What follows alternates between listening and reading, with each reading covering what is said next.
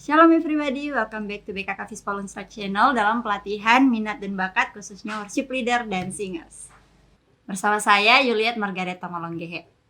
Jadi hari ini kita akan membahas hal mendasar apa saja atau hal apa yang dibutuhkan, teknik-teknik yang dibutuhkan oleh seorang worship leader dan juga singers. Jadi yang pertama adalah yang paling terpenting yaitu heart of worship.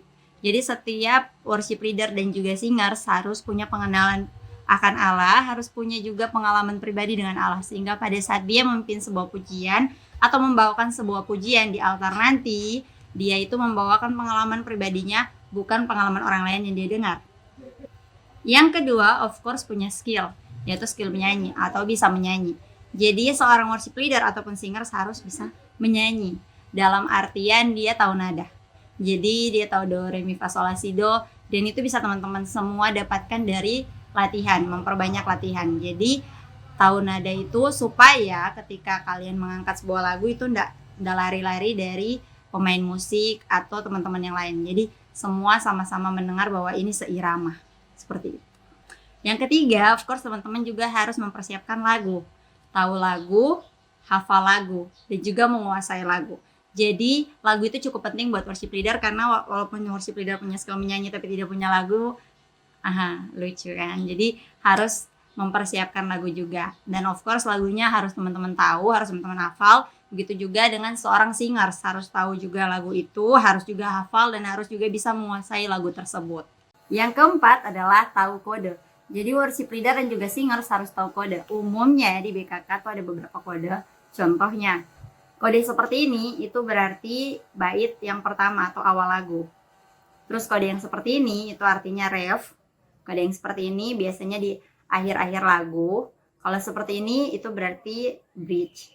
Kalau yang seperti ini itu artinya menaikkan satu tangga nada dari lagu yang sedang dinyanyikan. Kalau seperti ini itu berarti mengganti lagu. Dan kalau seperti ini berarti menghentikan lagu atau musik.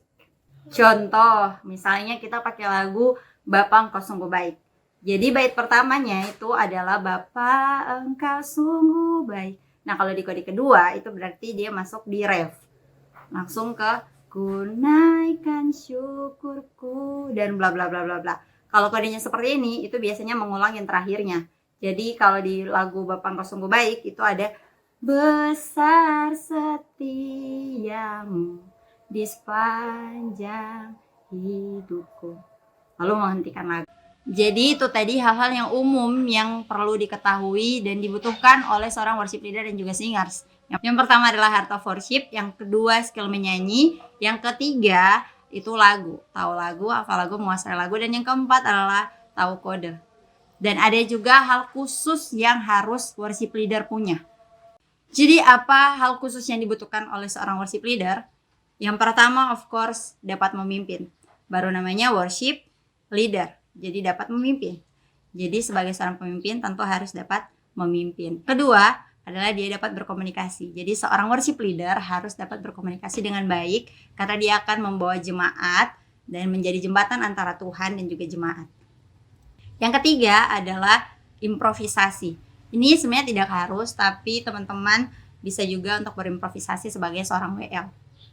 Lalu ada juga hal khusus buat seorang singers, yaitu of course seorang singers harus bisa membackup seorang worship leader. Singers yang ada harus sangat-sangat bisa untuk membackup seorang worship leader. Dan yang tidak bisa untuk singers lakukan adalah berimprovisasi.